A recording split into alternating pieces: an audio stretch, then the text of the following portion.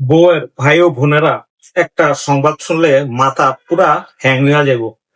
এই যে T20 world cup 2026, এটা নিয়ে যে কত নাটক চলতেছে। একবার বিসিবি, একবার বিসিসিআই, একবার পিসিবি, কি যে নাটক করতেছে।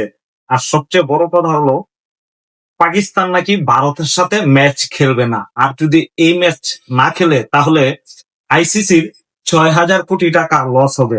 আর পাকিস্তান জানিয়ে দিয়েছে যে ভারতের বিপক্ষে ম্যাচ খেলবে না।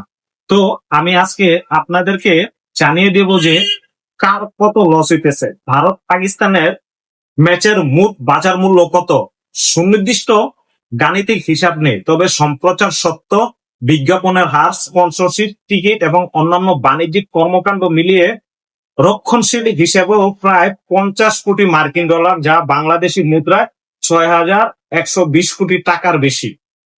চিন্তা করেন একটা ম্যাচে কত কোটি টাকা। এনডিটির প্রতিবেদনে বলেছে, ভারত পাকিস্তানের ম্যাচের প্রতি 10 সেকেন্ড বিজ্ঞাপনের জন্য বিক্রি হয় 25 থেকে 40 লক্ষ ভারতীয় রুপি। মানে একটা 10 সেকেন্ডের বিজ্ঞাপনের জন্য ভারত পাকিস্তানের ম্যাচ আপনার 25 থেকে 40 কোটি রুপি দিতে হয়। তাহলে বুঝেন ম্যাচটা কি একটা উত্তেজনাপূর্ণ ম্যাচ। এই কারণেই ভারত পাকিস্তান ম্যাচে উত্তেজনা সবচেয়ে বেশি। কার কত ক্ষতি? ক্ষতিগ্রস্ত পক্ষ অনেক। সম্প্রচার প্রতিষ্ঠান, আইসিসি, ভারতীয় বোর্ড, পাকিস্তান ক্রিকেট বোর্ড, দুই দেশের খেলোয়াড়, কোচিং স্টাফ, ক্রিকেটের খেলোয়াড়ের সব দেশই। একটা ম্যাচ দেয়া, ভারত পাকিস্তান ম্যাচ না হলে সরাসরি আঘাত পড়বে সম্প্রচার সত্ত্ব কেনা প্রতিষ্ঠানের আয়ের। বড় অঙ্কের অর্থ দিয়ে তারা আইসিসি থেকে সত্ত্ব কেনে। এটি ভারত পাকিস্তান ম্যাচ থেকে বিজ্ঞাপনের মাধ্যমে 300 কোটি রুপি আয়ের লক্ষ্য তাদের। ম্যাচ না হলো ম্যাচ না হওয়া মানে এই লাভটা তারা করতে পারবেন। যদি ম্যাচটা না হয়, পাকিস্তান যদি না খেলে, তাহলে তারা এই লাভটা করতে পারবে না। তবে সবচেয়ে বড় কথা হচ্ছে, যদি আইসিসি পাকিস্তানকে একটা ধমক দিয়ে বলে, এই তুই ম্যাচ খেলবি না, তোর ম্যাচ খেলতে এবো, তখন তো দেখবো একটু তারা তখন খেলবে।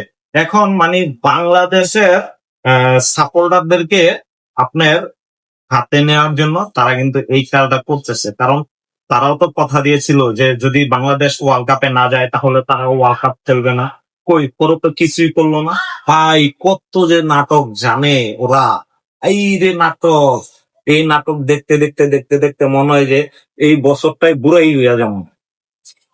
তবে বিশ্বকাপের সম্প্রচার স্বত্বাধিকারী জিও স্টার আগেই লোকসানের কারণে আইসিসির কাছে অর্থ ফেরত চেয়েছে।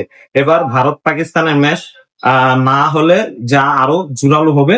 বিশ্বকাপের প্রতিটি ম্যাচের অভ্যন্তরীণ মূল্য ধরা হয় প্রায় 138.7 কোটি রুপি।